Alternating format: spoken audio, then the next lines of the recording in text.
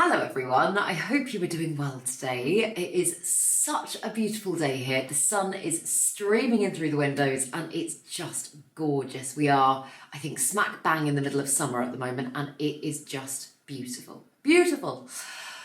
However, this morning I am getting so distracted. I have days like this sometimes where I will start one thing and then halfway through that thing I'll notice something else and then I'll be like do and I'll be off on like a million little journeys at once. And I've been meaning to start filming this video for, I want to say, about 2 hours now. I started kind of just like coming through with my scissors and I got a bit scissor happy. I've actually chopped up my Anthurium, I can never remember the name of this one, Ballanawum, something like that. I'll put the name on the screen. But yeah, I decided to chop this one up. I was like, I'm not enjoying the way it's growing. I'm going to reset it. And so yeah, I'm just currently propping it in water. And hopefully that will be the best thing for it. I'm actually thinking maybe I should have done sphagnum moss. But yeah, I can always change it up in the next few days if that doesn't seem to be doing good things for the plant. But I realised as I was going through and doing that chop and just various other little things in here that there are a few chops that I would like to make and a few things that I really kind of need to just get on top of. So I thought I could do some more chopping. I've got my big chop and extend that I think I want to do of my Rhaphidophora foraminifera, which is just behind me. And yeah, I'm hoping that by going through and kind of chatting some things through with you guys and actually making a start on something whilst filming, it will kind of hold me accountable a little bit more and I won't get so distracted. Oh my goodness, I don't know why. Just sometimes, sometimes you just have those days. And now I'm waffling. So, hello, if you're new here. Hi, my name's Claire, this is Yoli. I make videos all about houseplant care, sharing tips and tricks I've learnt over the years to help keep your plants happy and healthy. And yeah, if you're struggling a bit to get started today as well, or maybe you're also getting a bit distracted, then by all means grab some plants. We can do some things together. We can help keep each other on track. And yes, I hope you enjoy it. I just stabbed myself with scissors. I hope you enjoy it. Let's get into it.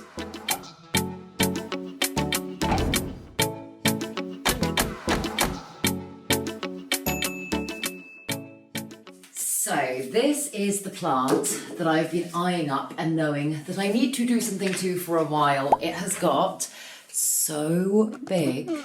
Just look at the size of that, it is crazy and it's growing off its moss pole. And in fact, actually, just noticed, if you have a look at the back of, tilt it down towards you, the back of the main stem, can you see those little bumps there? Those are the start of aerial roots forming and they are going to want something to climb. This one absolutely loves climbing. It's got crazy roots going all the way down the back of the moss pole.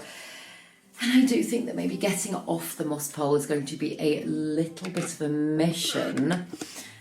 But it's a mission that I am taking on today because it needs to happen. And the longer I leave it, the harder it is going to get. So yeah, I need to think actually about how much of the top of the plant I want to keep.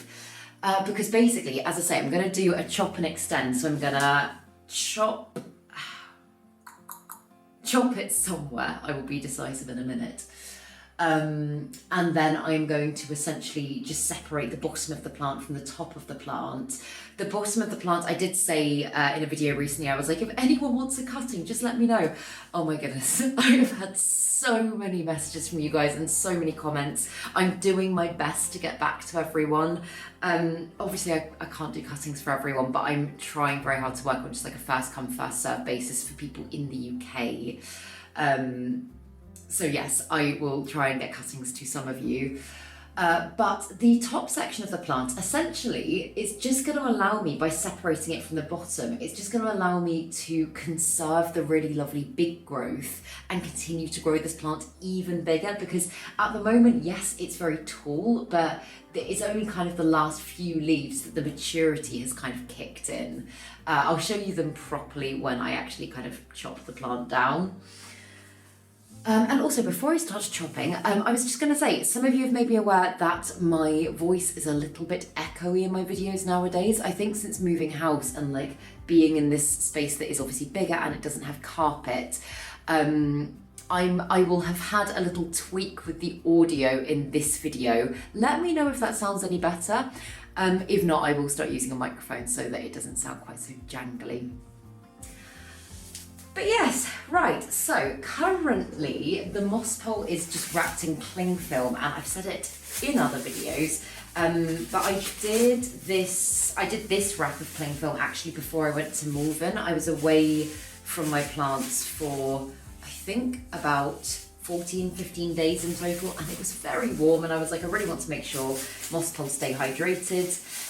And yeah, just by sealing them in with cling film, it's a really good way to contain the moisture. And you know what? Even after I got back from Malvern, bearing in mind Ross didn't do any moss pole watering while I was away, even when I got back from Malvern, they were all perfectly hydrated. So I've just left it on because it makes my life so much easier. I know it doesn't look lovely, but I don't care. Sometimes it is just nice to not have to worry about your moss poles. And oh my goodness, in fact, I've got aerial roots that have like grown over the cling film. These are crazy aerial roots.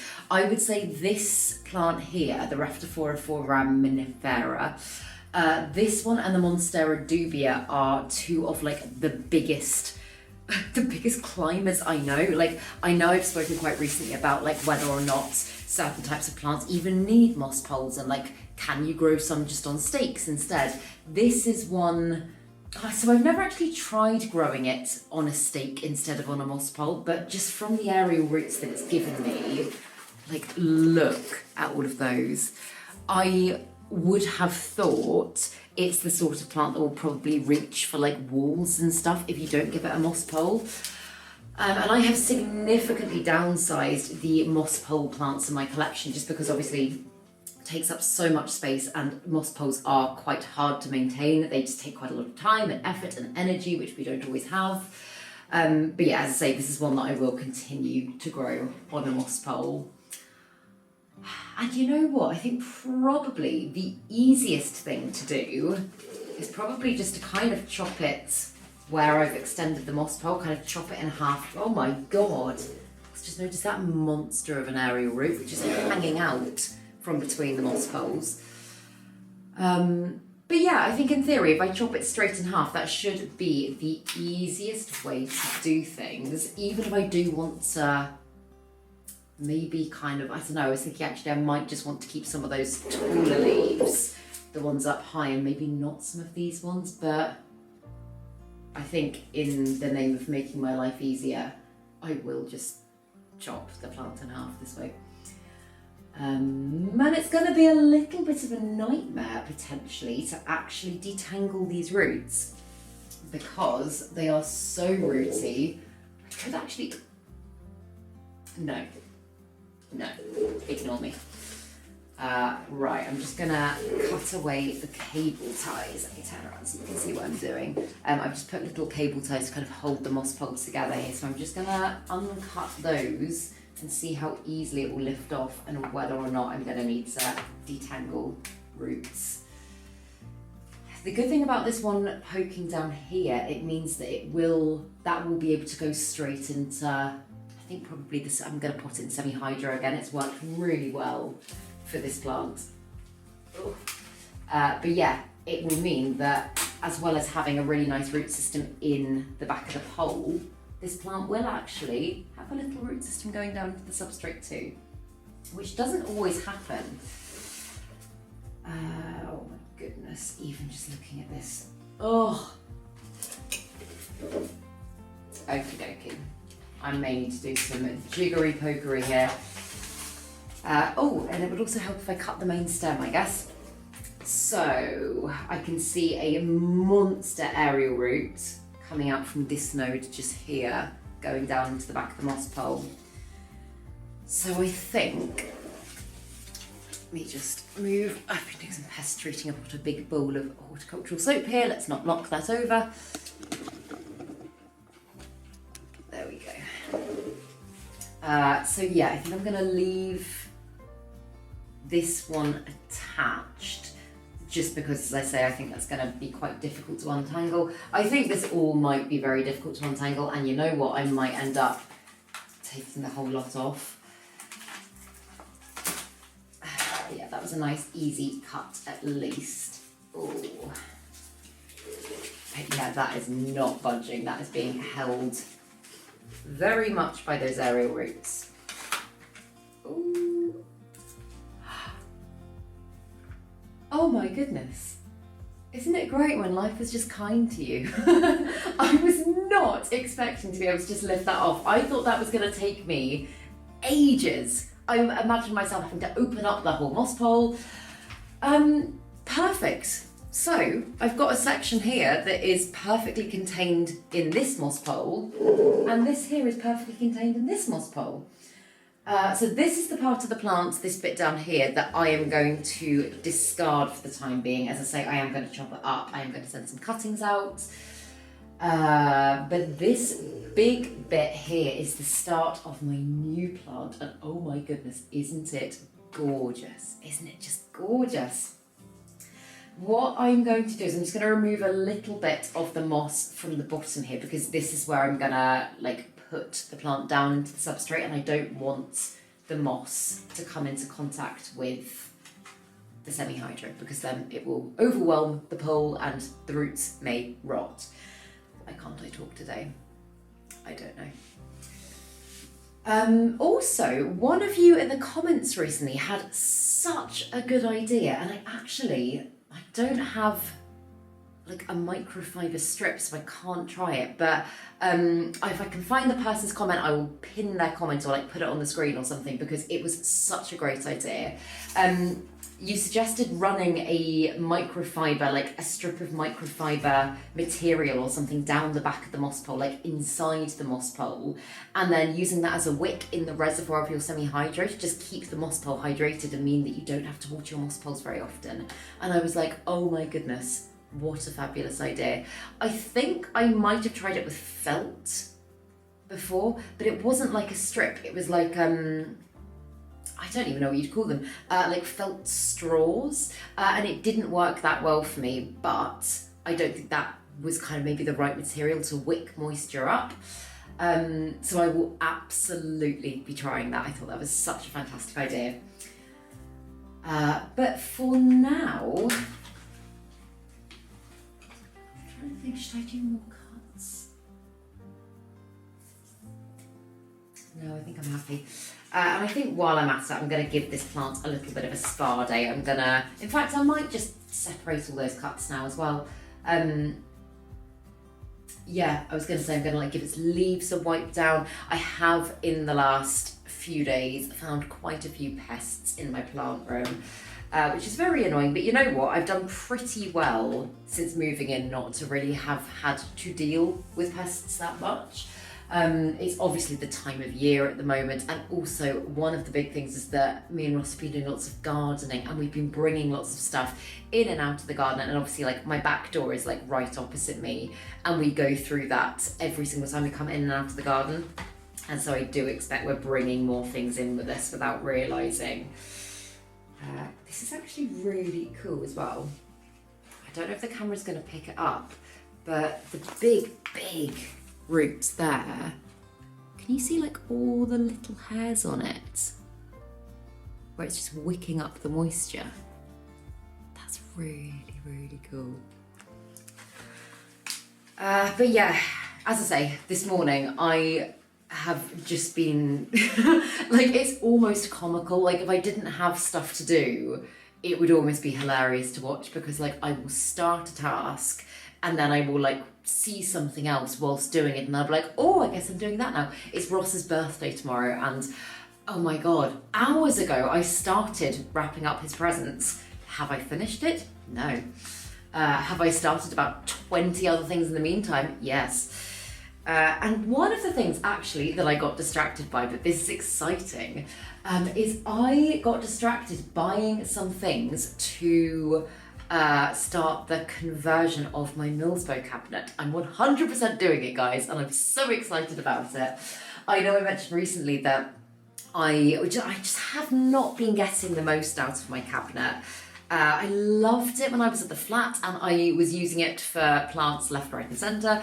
And since I've moved in here, it's been a bit like, I like the position of the cabinet, but none of the plants in there were particularly exciting me. I've transitioned most of them out and they are fine, just like in normal room conditions. So yeah, I really want to turn it into a huge terrarium with the potential to be a vivarium as well, with the potential of potentially, with the thought of potentially further down the line, adding in some lizards or some dart frogs or something like that. Just because it's such a lovely big space, there's potential to add, oh God, I need to stop using the word potential.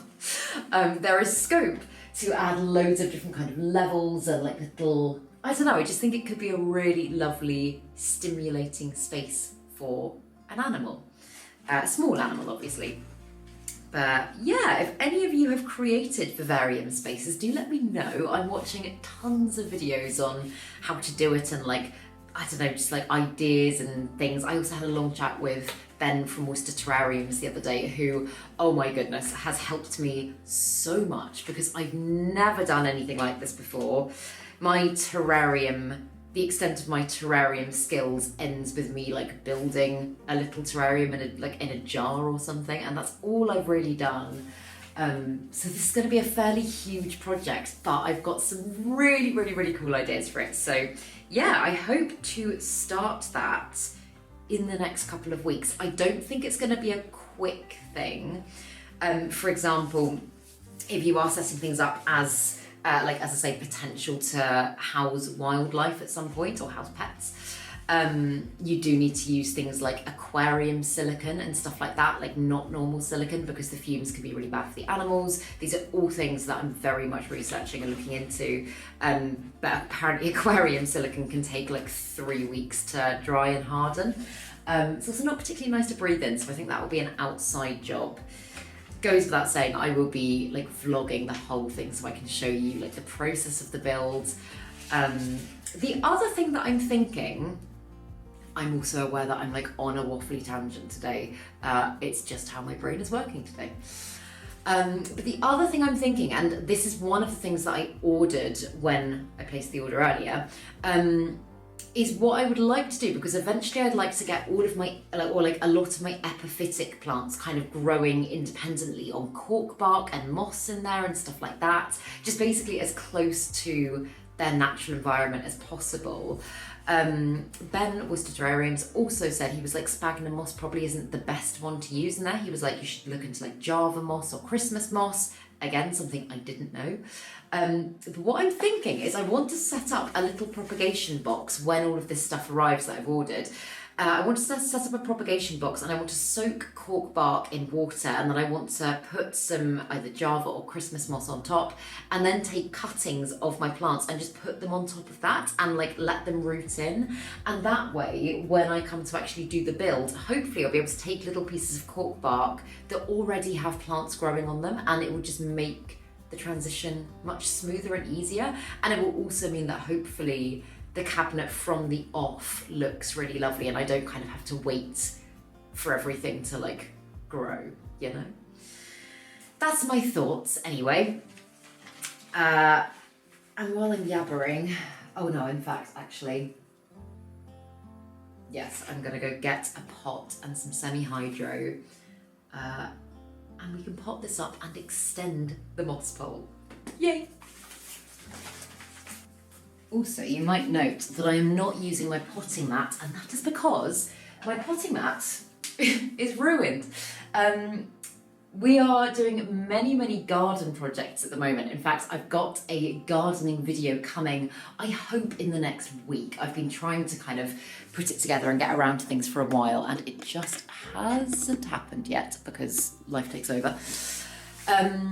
But yeah, we've been doing lots of projects out in the garden, one of which is building a brick-built pizza oven / barbecue. Neither me or Ross have ever done anything like this before, and I mean, I say we, Ross has very much taken the lead in this. But mixing up cement, you're meant to do it on like a big flat surface, and we didn't have anything, and I was like, oh, I've got a potting mat. So yeah, it's now got like concrete baked into it, so I do need to get another one. I meant to do that again this morning, got distracted. But although there is only a teeny tiny root at the moment, singular, I am going to go in with a big pot, just because that's how I've done it when I've done chop and extends with like decent roots like this. I can also see right in the corner of the moss pole there, running all the way down, there is a root that will touch the bottom any day now. So I do feel like this one is going to take quite quickly. And yeah, as I say, for that reason, I'm not worried about using a really big pot. If you're dealing with a really spindly root system, I would say start a little bit smaller, because that has the tendency to rot a little bit more. I'm just taking the risk, which doesn't even feel like a risk, to be honest, because, as I say, I've done it before for other plants like this and it's been fine. Oh, this also must be an old pot, because it's got one of my TheJungleHaven stickers on it, and that is from back when I was doing my shop, which was lockdown 2020. That is, yeah, that was a while ago. But, okay, cool. I'm just going to fill this with semi-hydro, and that will give me a little bit of a weighty base as well, so that when I come to extend the moss pole, it should be a little bit easier.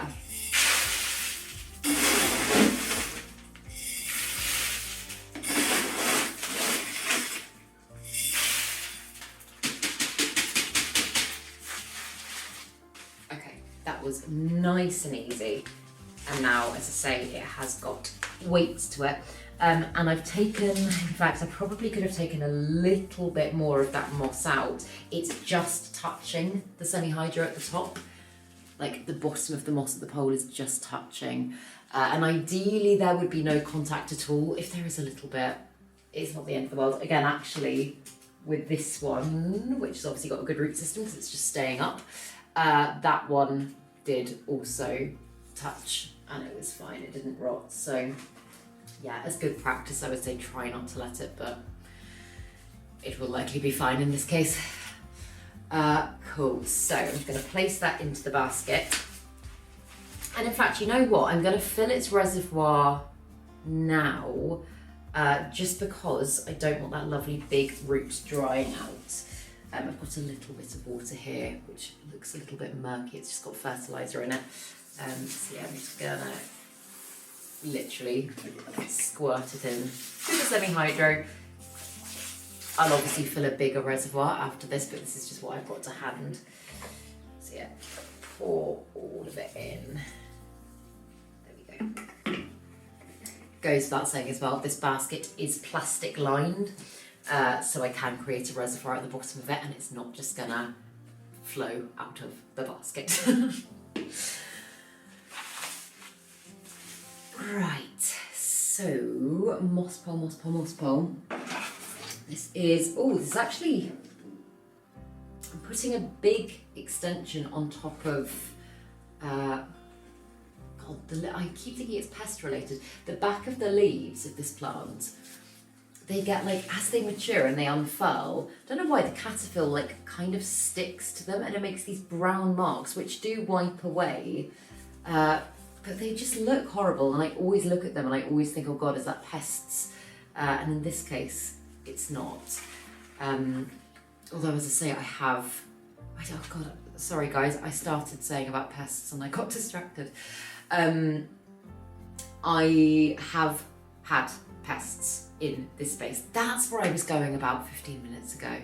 I knew I went on a tangent. Yes, I have had pests in this room recently. Black adult thrips are the things that I found over the last few days, which are such a pain. Not badly, I've just found one or two here or there. But yeah, hence why I've got horticultural soap and water here, which in fact I will just give this plant a once over with as well.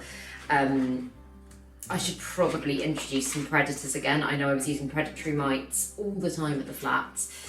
And since I've moved in here, I think just because everything is a little bit more spaced out, I mean, it might not look like it on camera, but actually compared to the flat, I'm able to have it so that not all of my plants are touching anymore. Things have been much easier to manage. And yeah, I think about some of the pest issues I had when I was at the flat, and I was like, oh my goodness, I should have probably had a bit of a downsize, or like, I don't know, optimize the ceiling space a bit more so that I could raise things up. I don't know. But yeah, it does just make it much more manageable when you're able to space things out. But it's obviously the time of year where there's lots of things about.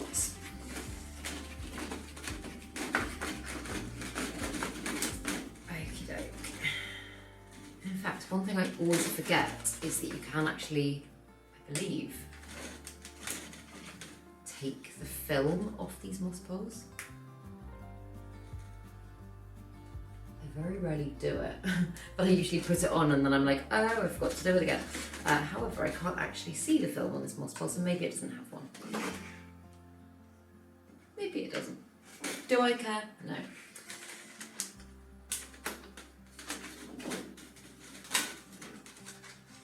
I've said it before, but I just get these moss poles on Amazon. I used to make my own moss poles all the time with like chicken wire and whatchamacallit, like clear plastic sheeting and stuff like that. And I'm not saying that I will never do that again, but as I say, I am growing far less plants on moss poles nowadays. In fact, my Monstera dubia, which is upstairs currently, I've got 2 sections of it upstairs, that one will need a big beefy moss pole. I might get some like UPVC piping or something for that, or like, yeah, a bit of guttering, and do a big moss pole. I'm actually, sounds crazy, I'm not sure where I'm going to put my Monstera dubia because it got so big last time. It really ideally wants to be in this space just because it does get so big, but I'm like, where? I know I have had a bit of a downsize recently, and also there are a few more things that I didn't include in my decluttering video that in fact I'll show you. There's a couple of things that I think I'm going to get rid of, one of which, in fact both of which, aren't doing amazingly. This is my Christmas cactus. It's just looking quite sad. I actually think it might have pests, and I can't see pests on it, but like typically with succulents where you see them start to kind of like, I don't know, it's just got a bit of discoloration on it. It looks to me like thrip damage, even though, like, yeah, you see there? Even though I can't see any thrips currently. So maybe I should, I don't know, I mean, really what I should do is probably chop and prop this plant from healthy sections and then pass on cuttings of that plant to someone that wants it. This was a plant swap plant for me, and I got it on the free table at a plant swap, and I just really liked it, and I do feel sad about potentially not having it, but I also am like, I haven't really been paying it that much attention for a really long time. Yeah, I don't know, but yeah, I like the thought of having to like pest treat this plant and get into all the nooks and crannies and everything just makes me go, I think I'm done. I don't think I have the energy to do it for this plant, which is quite telling. I will also wash my hands before I start touching that plant again. But this one is my Ficus Shavariana. I have chopped this plant back so many times, and don't get me wrong, it's a really lovely one, but I find it firstly a nightmare for spider mites. Poured all over the floor. Currently it doesn't have spider mites, however it has had spider mites so many times, and I've again chopped it back. This in fact was a propagation, I think, from when I first chopped it back at the flat.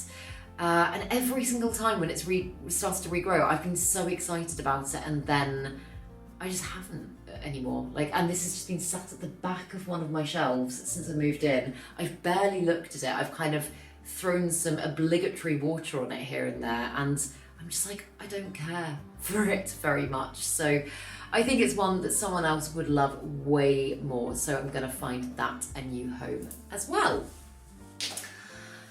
Right, let me wash my hands, change the camera battery, and then we can carry on. Fabulous. Okay, so where was I? I've also just got some cable ties as well so I can attach the new section of moss pole. I have actually noticed this plant is pushing out a new leaf currently, and a lot of people would say when plants are giving you new growth, don't chop and propagate them because the new growth can be affected.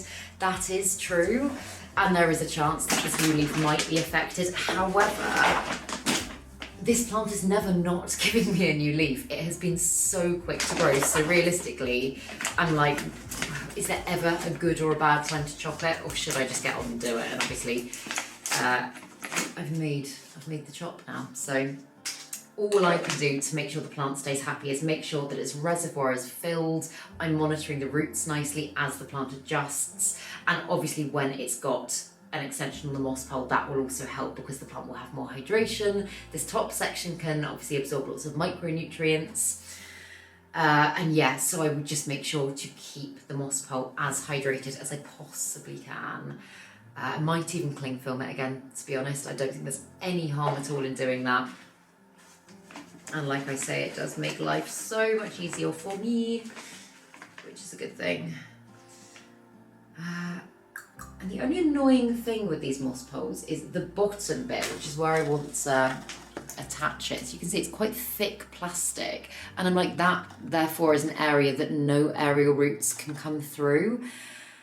So I think I'm actually going to cut. Yeah, I'm going to cut it. Yeah, I'm doing it.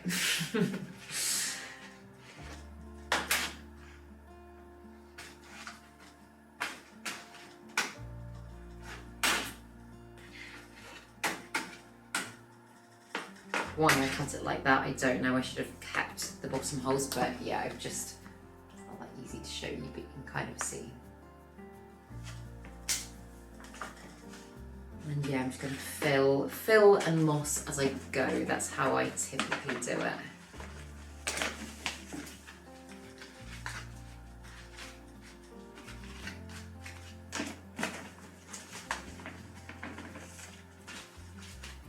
So yeah, that's what I was saying, my Monstera dubia. So I've got that plant upstairs.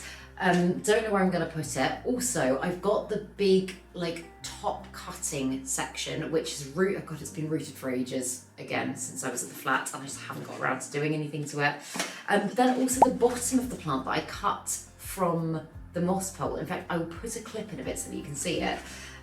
It's also doing really, really well, and I'm like, I must pot them up together if I do decide to keep both sections, just because it, like, there's I don't have space for two plants unless they're in the same pot.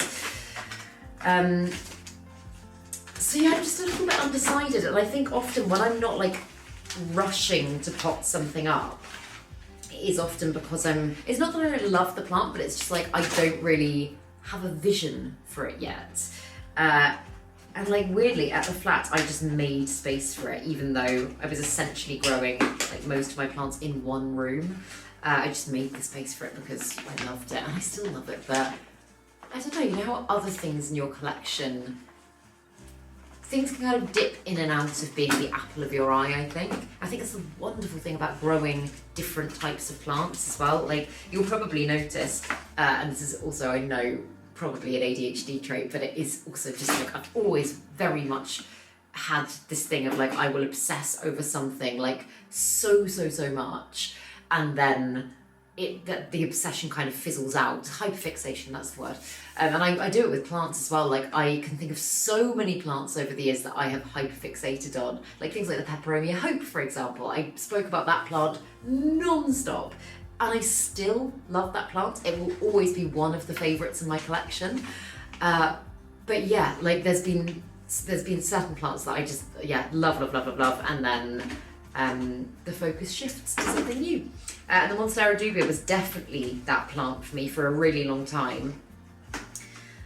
And like I say, I still really like it, but I don't have the like, exciting desire to get it back up and running as maybe I did before, which is not necessarily a bad thing. I'm also not going to completely fill the moss pole. I do think this one, God, I mean, this one is not gonna, this is gonna need a moss pole extension again in no time at all. I might do another chop and extend, who knows. But yeah, just for the time being, I'm gonna try and slot this back bit of the moss pole into the other moss pole. I've said it before, but when you put it over the top, although it like stays together fine, it does just mean that when you water the plants, the water like doesn't go down into the bottom moss pole, it kind of escapes and goes down the bottom, which obviously we don't want. We want the water to be flowing through nicely. I can also actually see at the top of the current moss pole, it's got another thick bit of plastic like the bit I just snipped away, and it's got aerial roots there that are just kind of pushing into the plastic. Maybe you can see better from the front actually. Yeah, do you see those? So again, I think some jiggery pokery might be needed to just release those roots. I think I'm just gonna chop the top out so that the roots can touch the moss.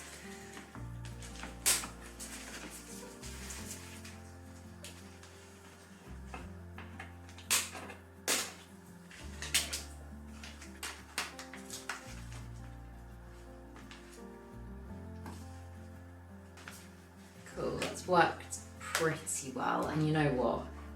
Yeah, it's sitting in there quite nicely actually. I will cable tie it because I do want it to be secure, but it's staying pretty well just by itself. And the nice thing is that because the plant is climbing so well, I actually don't need to tie it to the moss pole extension.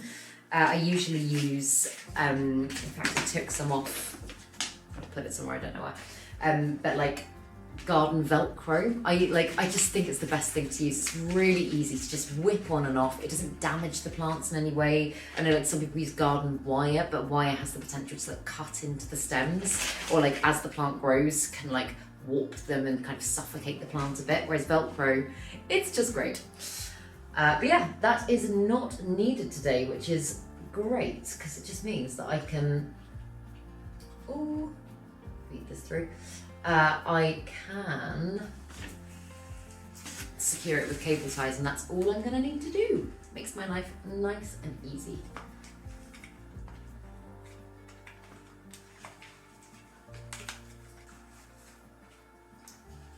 Cool, there we go.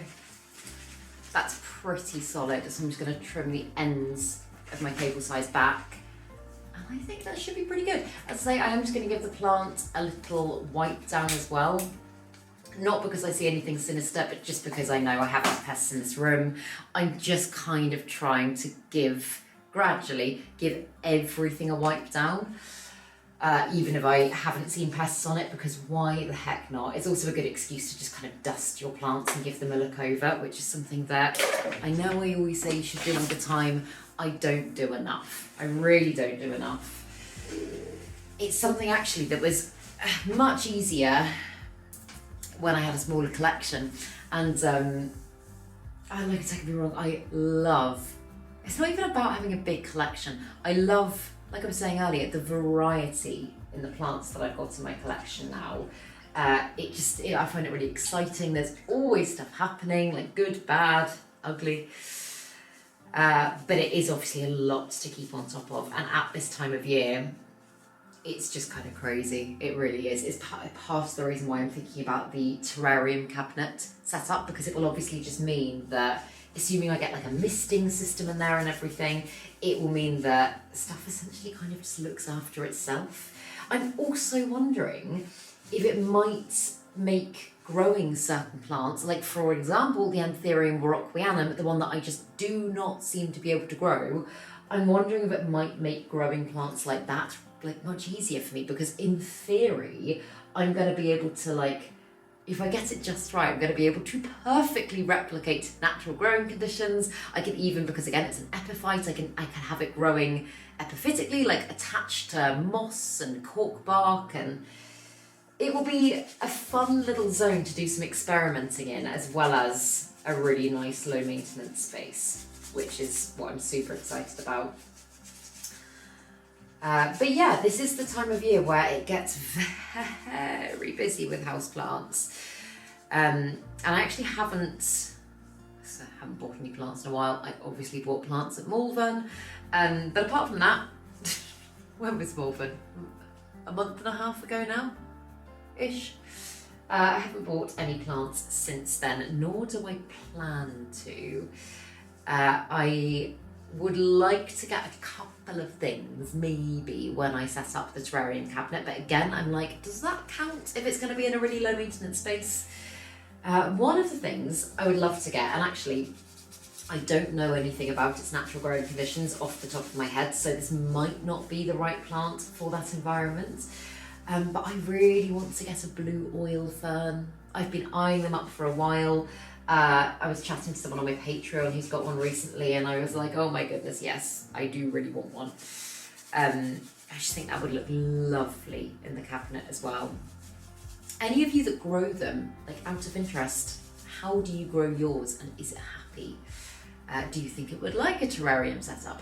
I would have thought it would, but yeah, as I say, I don't really know much about the plants at this stage. So I'm excited to play about with, like, I don't know, some plants that I might not usually grow as well, because I don't know why, there's something a little bit different for me.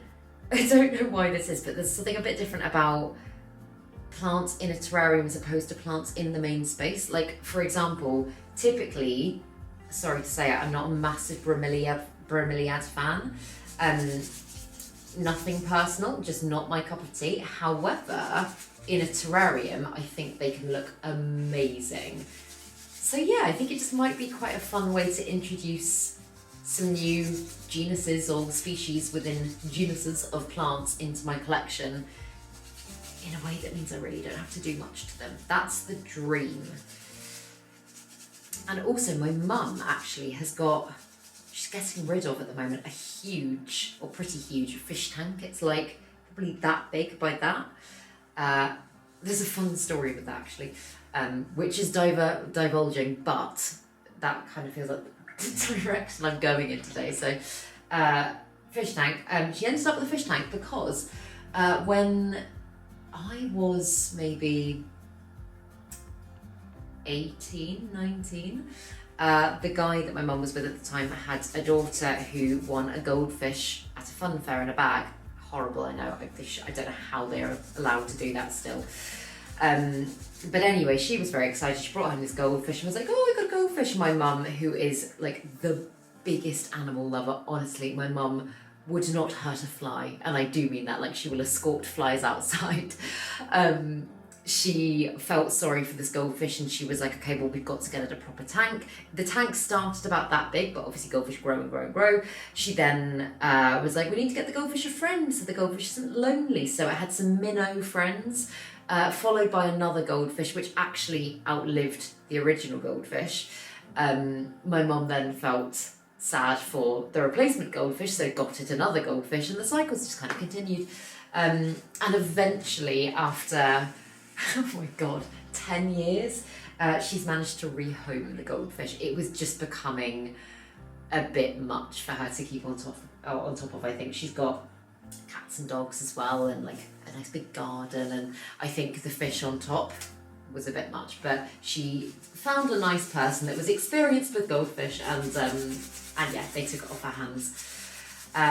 But that brings me back to the tank. She now just has a very big goldfish tank, which also, again, could be, doesn't have to stay a fish tank. Could be like a cool terrarium or something. I don't even know if we've got the space for it. I actually haven't spoken to Ross about this, so obviously it's a big hulking thing. It would have to be a decision made by both of us. But I'm like, it has scope for being a really cool space, and if I'm going to get more into terrarium, vivarium stuff, maybe it's the time to get it, I don't know. Also, from my time at Malvern, something that I like, oh God, so much of what I'm doing now in regards to like terrarium making and stuff is inspired by working with Ben and Grow Tropicals when I was at Malvern. I just thought the space we created was so lovely, and like the thing fish tank wise I was going to say is one of the things that I loved was having like Ben's bile at the back, but also the aquarium that we had at the front of our show garden. I thought it looked so gorgeous. And I was like, oh, like that, what a fun, cool way to bring plants indoors, again in a very low maintenance space. Like, I want to be doing more of that. I really want to be doing more of that, because I don't want to have to significantly downsize my collection, but I do want to continue to find ways of growing so that on the days where I don't want to do as much plant care, I don't have to. So yeah, again, I'm not sure where this would go. It might just be me getting overexcited, which is something I do have a tendency to do.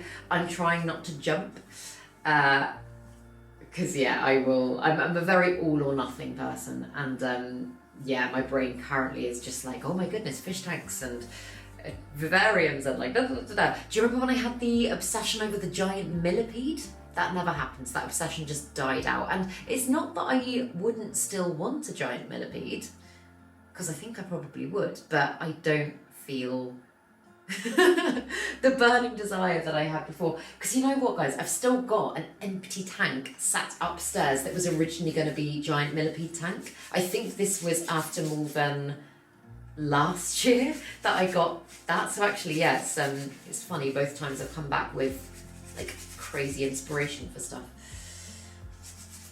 But yeah, typically I usually find with me, if I have an idea in something that I want to like rush into straight away, if I can possibly help it, it's usually a good thing to give it a little bit of time to kind of settle, because often, I don't know, often it will just be a like, oh my God, and then it's actually not always realistic. So that being said, I have been ordering stuff for the Millspo cabinet. That is absolutely happening, but maybe I could park the fish tank idea for a little while.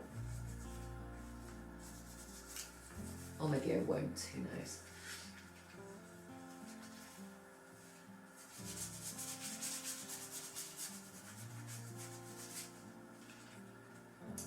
Perfect, okay. That is all done. And that new leaf it's just given me, still hardening off, is absolutely amazing. It's got gorgeous little fenestrations all down the centre. And yeah, this plant is sizing up so nicely. So I do hope that this is the start of bigger and better things for the plant. Oh, now I'm contemplating, do I chop this all up now and untangle it, or do I just do this in the evening while I'm watching TV or something, because I think this is going to be quite a finicky job. And I do, oh my God, yeah, I do think this is going to be time consuming. So maybe I won't do that right at this very second, because I don't think that would be particularly interesting for either of us. However, I do know one thing that really needs doing, but I think it's going to be, again, it's a bit of a pain job. But my Alocasia Regal Shield, which is doing so well, look at it, isn't that beautiful? It needs a repot, and when I say desperately, look at those roots. Aren't they just crazy? Oh God, I've just pulled semi-hydro all over the floor. The other thing as well is that a lot of them around the base have gone very rotten like that. So I do need to deal with this fairly urgently. I say fairly urgently. I noticed this last week and I still haven't done anything about it. But it's in a really small pot for the size of the plant now, and it does seem to be sizing up quickly. So I think I should do that today. It's really annoying that I don't have my potting mat for this, because this is going to be messy. It's probably going to involve washing the floor afterwards. But alas, I could do it outside. The audio is going to be awful though if I go outside. That's the only thing. Yeah, I do need to get a microphone sorted. But anyway, back to the Alocasia Regal Shield. This one was given to me by one of the producers on BBC Gardener's World. I did an episode, God, I filmed it probably 2 years ago now, but on the, I think, was going to say second day of filming, second day of filming, the producer brought me this teeny tiny little Alocasia regal shield that he'd grown, and it was a corn from his plants, and I was like, oh my goodness, thank you so much. I never had the regal shield before, I don't think. And yeah, like it is hard to believe now that that is the same plant. It's absolutely ginormous. The leaves it's giving me are just huge. It's probably, I would say, my hardiest Alocasia. It doesn't give me much grief compared to some of the other ones. It's very predictable in its growth, or has been so far. However, as I say, I think the reason that it's not sizing up quicker actually is because it's in such a small pot. So I'm going to just go and grab a bigger tower pot. Personally, I like using tower pots for Alocasia where I can, just because it's easy to monitor the roots because they're transparent, and also that as the plant grows upright, this one doesn't do it quite as much, but you can just like fill the semi-hydro higher and like surround the base of the rhizome, which encourages more aerial roots and keeps your plant happy and healthy and all those wonderful things. But yeah, gonna grab a tower pot. Cool. Just giving this one a little rinse out because it was very dirty. Why is my camera battery dying again? I've only just changed it. Right, well, I'm just gonna keep going because it's still got 3 bars, and let's hope that it doesn't die. I'm just gonna tilt the camera down as well. This is gonna be very messy. If you're triggered by me putting stuff on my floor, look away now. Yeah, as I say, I will get myself another potting mat. But for now, this is what we've got. Oh God. Okay, semi-hydro wise, I think what I'm gonna do is I'm gonna empty as much as I can. And it's all roots.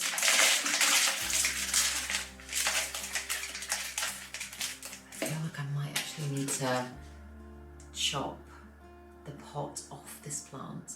I've also got lots of springtails in here, which I know some people are really freaked out by.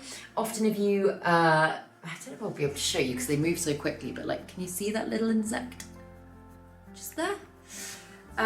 Often as you like take, it can happen in soil as well, but as you take plants out of a water reservoir, you might notice like little things hopping around.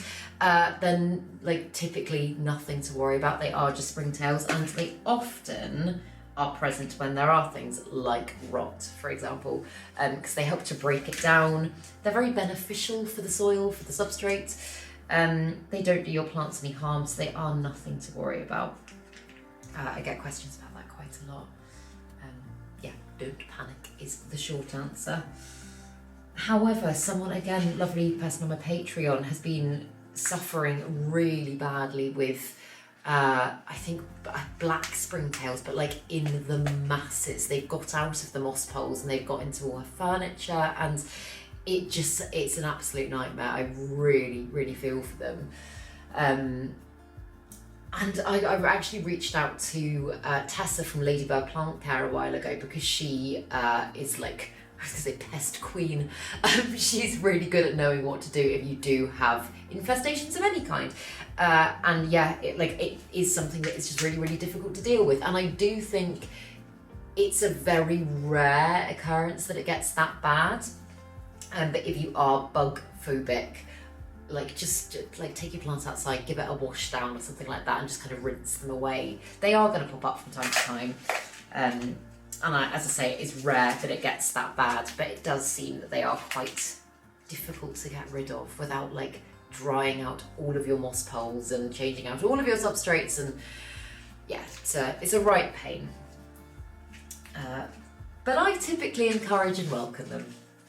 So yeah, God. Luckily, most of the rot that's here is just kind of like some of the spindlier roots where they've just been in the reservoir and obviously like have been outgrowing so much. Oh my God. Still not sure though. I'm not sure I'm going to be able to get this off without cutting the plot.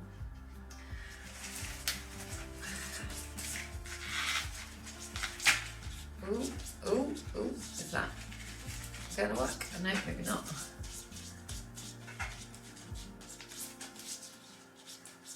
might need to be brutal and chop some roots actually.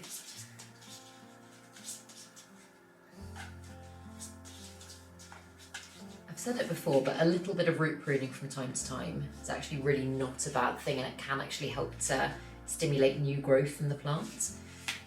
So yeah, if you do have to remove some roots, it's not the end of the world. If they're really big, beefy roots, like thick roots like that one there, I would try and leave them. I usually try and just like trim back the spindly ones if I can. But yeah, it'd be useful if I could just get the plant out and have a look at what it's got. Maybe that's enough now, or is that gonna work? Is that gonna work?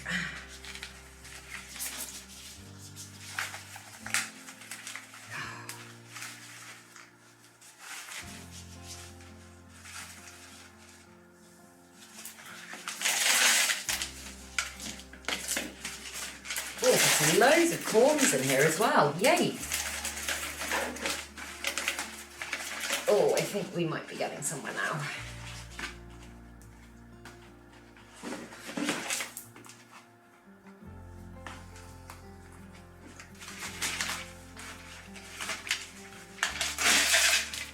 Okie dokie. Right, so we left some roots behind on the pot. Look at that. Oh my God. And yeah, as I say, I can see a corm straight away. Nice big one. I'm gonna grab. My God, it's huge. Look at that. And there's probably more. Oh, I'm just gonna probably mean getting all of the semi-hydro off. But to be honest, I should probably do that anyway, just because of the rot there. So yeah, let's just get off what I can. I've said it before, for people that are panicking about the fact I'm doing this straight onto the floor, this is not real wood, it's like lino, it's plastic, so it is actually really easy to clean, and technically, oh, another corn, oh, corn that's actually rotted, it's gross. Technically, I could just get away with doing this most of the time without a potting mat. I do try for good practice, and because I know so many people freak out when I do it on the floor. But yeah, I do typically try to use the potting mat, but today, alas, I do not have one. I'm finding so many corms. I should check as well on the Alocasia mitchellitziana corms that I put into propagation, because I'm sure some of them will have sprouted by now. I would hope they would anyway.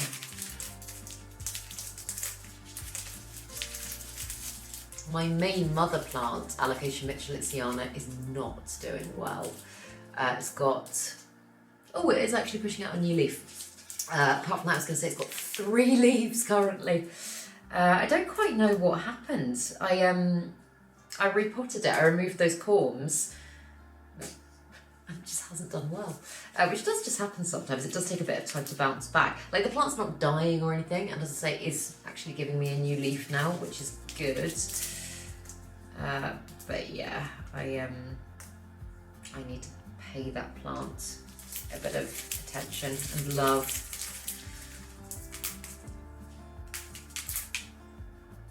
I think those are all the corms I can get.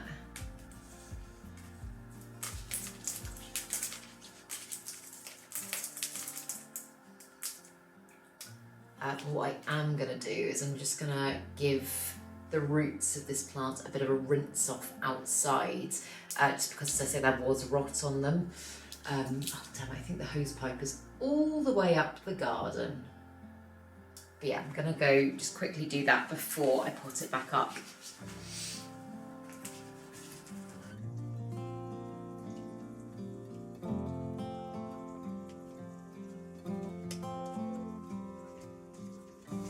Chili plant out here and it has just frazzled. Oh dear, I feel bad about that.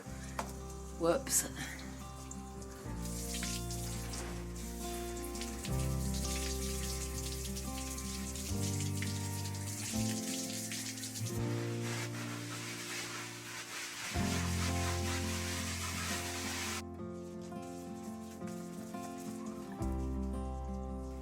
There we go. So I gave both the roots and the foliage a bit of a shower down as well, because why not? How gorgeous does that look? And then the semi-hydro that I've removed from the roots, just because it's not like healthy semi-hydro, it has been somewhat contaminated with the rot. I will, well, I'll pick all the roots that I possibly can out of it, and then I'll boil it up and I'll reuse it.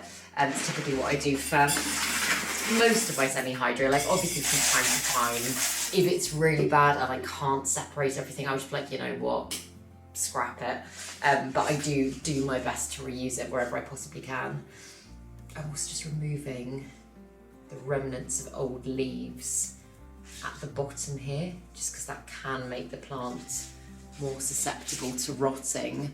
And also it just allows me to pot the plant a little bit lower, and as I say, encourage some aerial roots higher up, which just strengthens the plant and helps it to grow big and beautiful and healthy.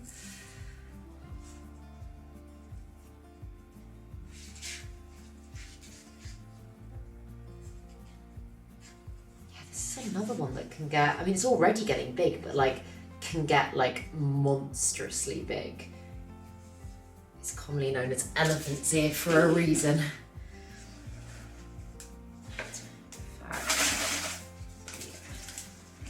Spread the roots a little bit. And I mean, this pot, I could probably go bigger. This is the biggest tower pot that I've got. I think this is a 15 centimetre one. And this will keep the plant going for, I would say, at least the next 6 months or so, and then I can reevaluate if I want to, but I think it should be fine.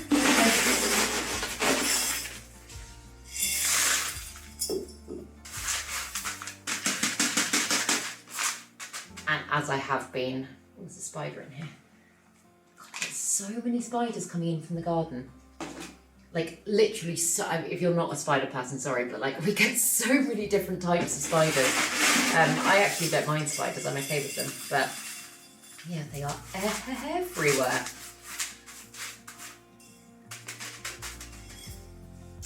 Yeah, what I was going to say is, again, I will obviously like rinse out this container and everything. If it even fits this pot, which I don't think it will, but I will just make a little reservoir of water on the bottom of the cover pot.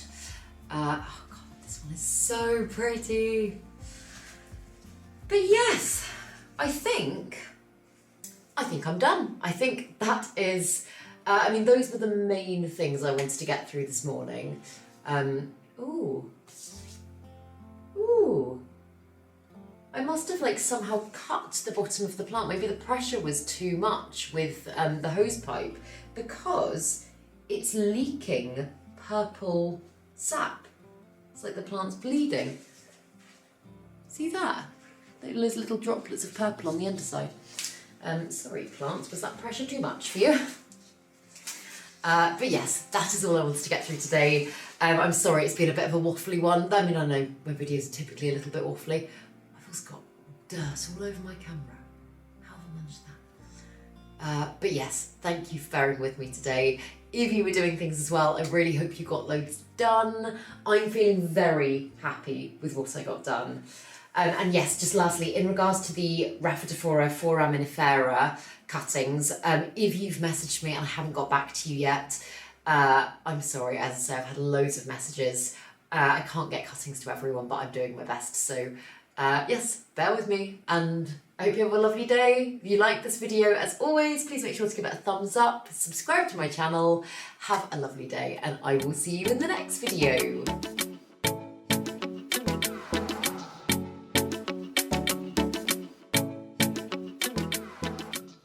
Stay sexy, plant lovers.